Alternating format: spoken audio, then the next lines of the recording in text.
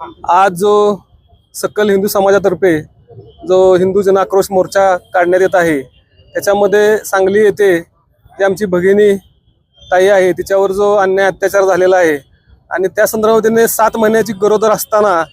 जे धर्मांतरण तिच्या सासरच्या मंडळींनी जे घडवून आणत होते त्याला विरोध म्हणून आपला स्वतःच्या प्राणाची बलिदान दिलेलं आहे आणि तिने त्या पद्धतीने आत्महत्या केलेली आहे। आमची सरकारला एकच मागणी आहे की त्या भगिनीवर जो अत्याचार झालेला आहे त्याची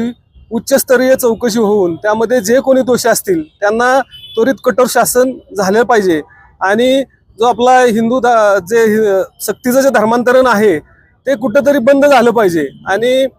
हिंदू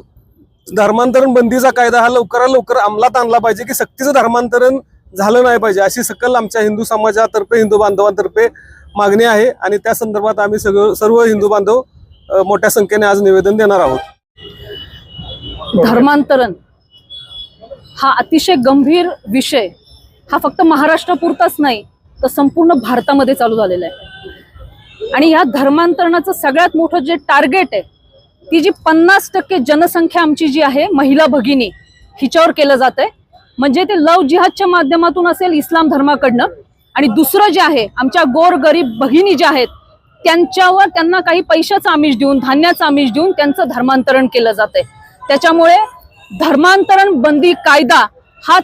ताबडतोब मंजूर करून त्याच्यावर अंमलबजावणी तितकीच कठोर पद्धतीने करावी अशी मागणी आज समस्त हिंदू धर्मियांच्या माध्यमातून आम्ही करतो।